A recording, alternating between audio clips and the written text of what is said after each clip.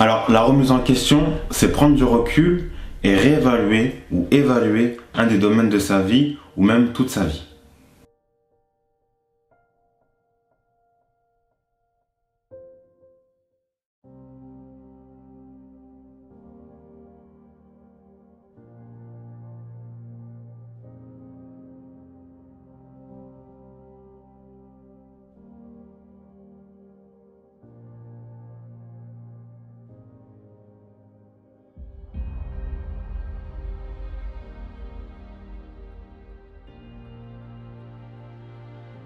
Alors bonjour à vous, aujourd'hui je suis très heureux de vous retrouver pour cette nouvelle vidéo YouTube.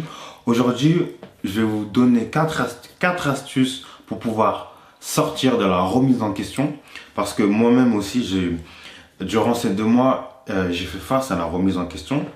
Et ce qui était intéressant, c'est que ça m'a permis de pouvoir réévaluer en fait toute ma vie. Je me suis vraiment posé la question sur est-ce qu'il y a un domaine est-ce qu'il y a un domaine qui m'inspire toujours autant, ou est-ce que vraiment il fallait que je m'améliore sur ce domaine-là de ma vie, ou tout simplement peut-être qu'il fallait que j'aborde les choses différemment. Et la première chose que je me rends compte, c'est que pour vraiment sortir de la remise en question, la première chose à faire, c'est poser une intention. Pourquoi poser une intention? Parce qu'en fait, ça va nous permettre, à la fin de cette remise en question, de ne pas être dans une tempête émotionnelle. Alors, une tempête émotionnelle, qu'est-ce que c'est? Je dirais qu'une tempête émotionnelle, c'est vraiment avoir un niveau d'énergie très bas, vraiment être pas bien, avoir un niveau de stress qui est au plus fort, avoir un pouvoir d'attraction qui est très bas, c'est toujours s'attirer des situations négatives, s'attirer des personnes qui vont toujours se plaindre à nous, vraiment se sentir tellement mal qu'on va se demander même si continuer à entreprendre sa vie, continuer à juste même vivre et respirer, et vraiment se demander si la vie en fait vaut la peine d'être vécue. Vraiment, c'est ça que j'appelle une tempête émotionnelle. C'est vraiment se sentir tellement mal dans sa peau qu'on a vraiment envie de se demander si on a envie de continuer à vivre.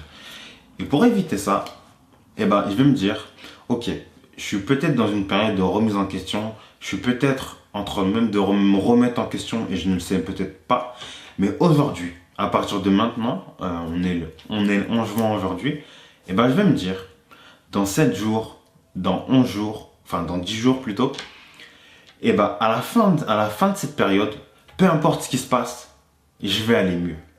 Pourquoi je vais me dire je vais aller mieux? Parce que le fait, rien que de se dire je vais aller mieux, en fait j'ai un espoir que dans 10 jours, dans 7 jours, ça aille mieux. Finalement ça va me ramener à maintenant, et je vais me dire peut-être que aujourd'hui, maintenant, là je vais aller mieux, je vais avoir plus de gratitude pour moi, je vais m'aimer davantage et je vais aimer l'univers davantage. Et ce qui va être bien, c'est que ça va donner un tout autre aspect à cette période de remise en question. Donc la première chose, c'est poser une intention, se dire à la fin des 7 jours ou à la fin des 2 jours grand maximum, vraiment je suis pour une remise en question très courte, très efficace, très puissante. Comme ça va nous permettre d'avancer avec ou sans doute, mais même si j'avance avec des doutes, au moins je vais avancer. Et le but, c'est vraiment de toujours avancer. Même si à la fin de cette remise en question, j'ai encore quelques zones de doute, je vais me dire, c'est pas grave. Je doute.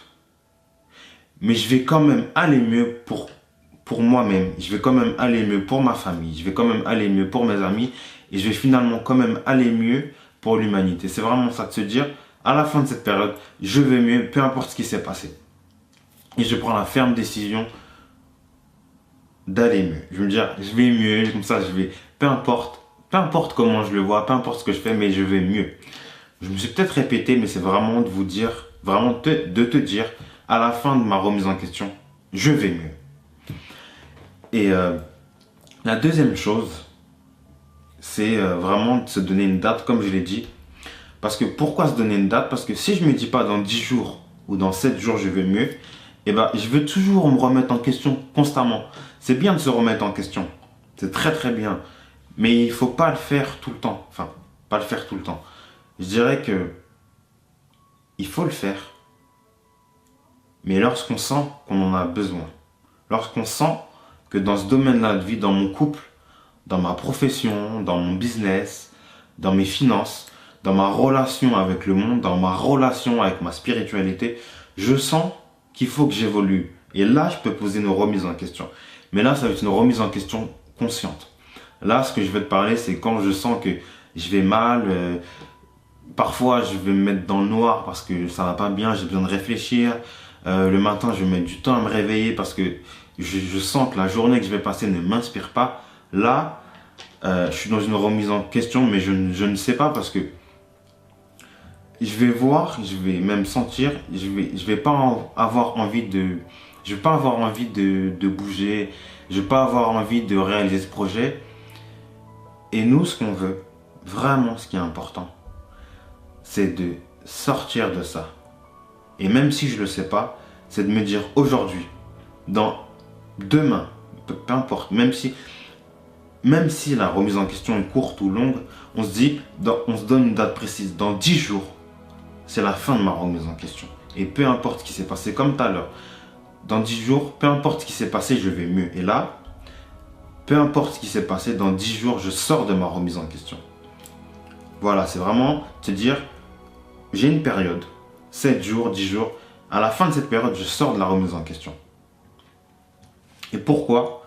Comme je l'ai dit, il faut vraiment se dire en fait, je vais me donner une période. Et pendant cette période, peu importe ce qui se passe, je sors de ça. Comme ça évite que la semaine d'après, le mois d'après, l'année d'après, je suis toujours dans la remise en question et ma vie ou les domaines de ma vie n'ont pas changé. Nous, ce qu'on veut, c'est sortir de ça. La troisième chose, c'est vraiment de se dire, je vais faire une liste de tous les domaines de ma vie, que ce soit mon activité professionnelle, ça peut être le travail que je fais en ce moment, l'entreprise que je mène actuellement, la société que je veux fonder, ça peut être l'activité professionnelle que je prévois de faire. Et ben, je vais prendre ce domaine-là et je vais faire la liste de ce que je veux améliorer, la liste de ce que je veux supprimer, ou même je vais faire la liste de ce que j'ai déjà vraiment dans mon activité professionnelle et je vais me demander si à la fin de cette semaine, j'ai envie de continuer ou pas.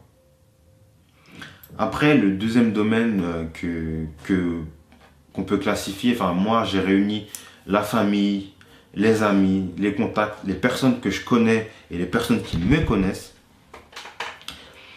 Et je vais me demander, je vais surtout voir la relation que j'ai avec ma famille, la relation que j'ai avec mes amis, la relation que j'ai avec les personnes et les personnes qui me connaissent. Et je vais me demander,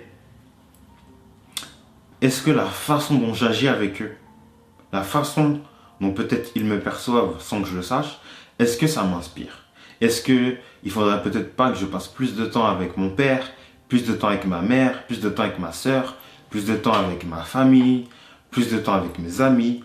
Peut-être qu'il faudrait que j'en passe moins. Peut-être qu'il faut que je me concentre plus sur mes projets. Peut-être qu'il faut que j'arrête de voir cette personne parce qu'elle a un mauvais impact sur moi. Ou peut-être que c'est moi qu'il faut que j'arrête de voir cette personne parce que j'ai un mauvais impact sur elle sans m'en rendre compte. C'est vraiment tout ça. C'est vraiment se demander qu'est-ce que je peux changer dans ma relation avec mon père, dans la relation avec ma mère, dans la relation avec ma soeur, avec mes amis, avec les personnes même que je peux croiser au quotidien. Est-ce que peut-être je peux pas peut-être plus leur sourire, peut-être pas avoir plus de gratitude pour les personnes que j'ai autour de moi. Comme ça, après, je vais pouvoir leur donner plus d'amour. C'est vraiment tout ça, vraiment réévaluer tous ces domaines-là. Et le troisième domaine, c'est la spiritualité. Quand je dis spiritualité, c'est vraiment avoir la foi en quelque chose. Ça peut être en une idée, ça peut être en l'humanité, ça peut être en l'univers. Vraiment, ce que j'appelle spiritualité, c'est avoir la foi, avoir une croyance en quelque chose qui nous dépasse. Et quand je dis qui nous dépasse, c'est vraiment sa propre personne, c'est vraiment ce qui va au-delà de moi-même. En fait, ce qui va au-delà de ma propre personne. Et ça peut être peut-être se demander, est-ce que j'ai foi en quelque chose? Moi, je sais que j'ai foi en l'humanité. Je sais que la plus grosse croyance, c'est la plus grosse croyance ce qui me fait faire ces vidéos, ce qui me fait publier ce contenu, c'est rien que de penser à l'idée d'être coach, de penser à l'idée de prendre la parole en public, c'est de croire que l'humanité peut changer, que chaque être humain peut inspirer un autre humain à évoluer. C'est vraiment avoir cette gratitude constante pour l'univers, se dire que waouh, la vie est belle, mais par contre la vie est aussi cruelle et que dans cette dualité qui est en fait finalement une unité, de voir qu'en fait on peut changer les choses, on peut se changer soi-même, mais d'abord il faut y croire, d'abord il faut sentir que ça vient de quelque chose qui nous dépasse, quelque chose qui va au-delà de nous-mêmes. Vraiment c'est ça, c'est se demander à la fin de ces 10 jours, qu'est-ce que je peux changer dans ça? Peut-être qu'il faut que je renforce ma croyance, peut-être que ma croyance me domine, peut-être qu'il faut que j'ai un autre rapport avec cette croyance-là, peu importe. Et le quatrième domaine de vie, je dirais que c'est l'argent. C'est vraiment l'argent. On va pas se mentir, l'argent est très important dans la société dans laquelle on vit. Donc enfin, moi quand je dis l'argent, j'aime bien dire ma fortune. Ça peut être, moi j'aime bien dire que j'ai une petite fortune de, je sais pas, 1500 euros, 2000 euros. Peu importe là où j'en suis euh, avec l'argent ou les finances que j'ai, c'est à la fin de ces 10 jours, quelle action je peux mettre pour pouvoir améliorer ça. Peut-être ça va pouvoir augmenter ma fortune. Peut-être que ça va être d'ouvrir un business qui va me rapporter suffisamment d'argent pour que je n'ai plus à travailler. Et quand je dis plus à travailler, c'est pas forcément de continuer d'être salarié, c'est vraiment de ne plus de ne plus être actif pour pouvoir avoir une rémunération. Quand je dis être actif, c'est par exemple passer, je sais pas, 35 heures à travailler pour ma société qui va me rapporter, je sais pas, 500 ou 1000 euros. Et ben en fait, de trouver un moyen pour pouvoir automatiser ça et que je peux lundi ne rien faire, mardi, mercredi, jusqu'à dimanche ne rien faire et que j'ai quand même cet argent qui tombe. C'est peut-être se demander, est-ce que peut-être qu'il faut que je rejoigne une entreprise de marketing de réseau, peut-être qu'il faut que j'investisse pour pouvoir avoir une rente individuelle qui me permette ensuite de voyager, d'aller faire un safari, d'aller voyager avec mes amis, ou tout simplement de passer plus de temps avec ma famille, de passer peut-être plus de temps à méditer, faire plus de sport, peu importe. C'est vraiment de se demander à la fin de ces 10 jours, ou à la fin de ces 7 jours, qu'est-ce que j'ai envie d'améliorer dans mes finances. Et le cinquième domaine de vie, ça va être, je dirais, c'est vraiment la santé. Vraiment la santé, la beauté, la vitalité. C'est en fait comment je me vois. Est-ce que je me sens beau? Est-ce que je me sens moche? Quand je me regarde dans le miroir, est-ce que je me regarde même dans les yeux? Ou est-ce que j'ose pas me regarder dans le miroir? Ça va être peut-être de me dire, bah finalement, j'ai pris un peu de ventre la semaine passée, j'ai peut-être mangé peut-être trop de pâtisserie. Peut-être qu'il ne faudrait pas que je me remette au sport. Peut-être qu'il ne faut pas que je fasse moins de sport pour pouvoir me laisser plus de temps de récupération. Est-ce que ça va être peut-être d'arrêter le sport que je fais? Peut-être ça va être de m'autoriser à faire de la marche, de m'autoriser à grimper, de m'autoriser à faire du basket. Vraiment de se poser la question, est-ce que dans ma santé, est-ce que ça va bien? Est-ce qu'il n'y a pas des choses que je peux améliorer ou changer? Ça va être peut-être de manger des produits plus sains, de manger des produits qui sont issus d'une agriculture qui respecte la terre, qui respecte l'agriculteur, qui sont vendus, que les produits sont vendus à des prix qui respectent et qui créent des profits pour l'agriculteur ou le producteur. Ça va être peut-être d'arrêter de manger moins gras, d'arrêter d'aller à McDo, d'arrêter d'aller manger d'arrêter de manger des fast-food, ou peut-être ça va être de peut-être plus se faire plaisir, peu importe comment on voit les choses, mais c'est vraiment dans ma santé de me poser la question, est-ce qu'il n'y a pas des choses que je peux améliorer tout simplement, ou des choses qu'il faut que j'arrête de faire? Et ça va être aussi dans mon rapport avec moi, comment je me sens. Est-ce que je me sens beau? Est-ce que les personnes que je côtoie ressentent que je me sens belle, que je me sens beau?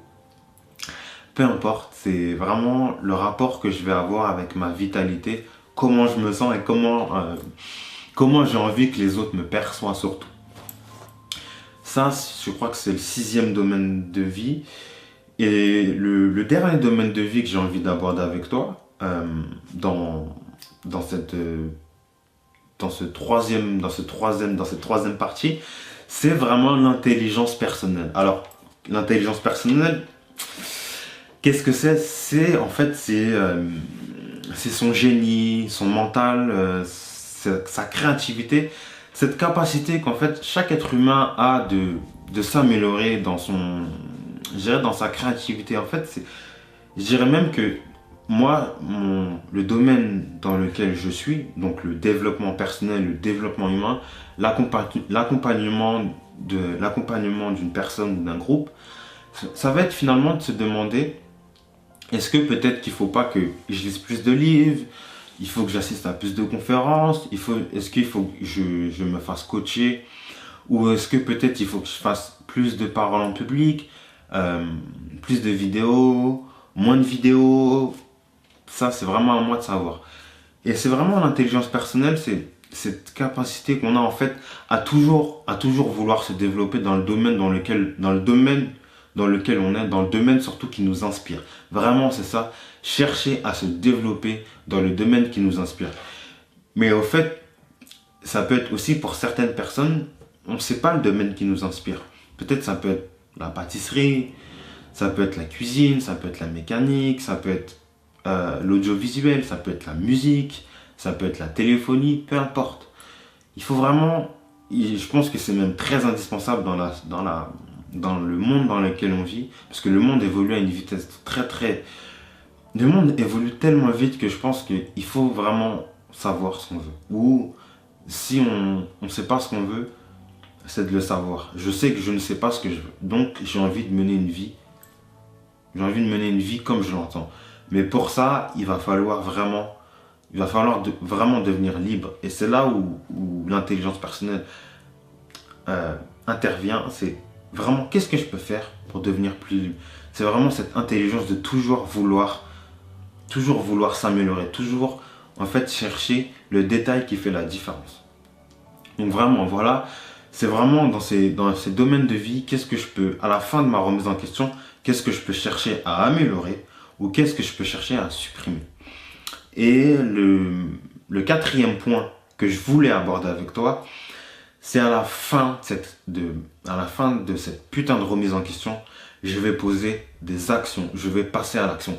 C'est-à-dire qu'aujourd'hui on est dimanche, si je me remets en question 7 jours, c'est-à-dire jusqu'à dimanche prochain, dimanche 19 juin, je vais vraiment me faire une liste de tâches. Ok, dans ma profession, je vais peut-être démissionner, je vais peut-être démarrer l'entreprise que je me suis fixée depuis des mois ou même peut-être des années.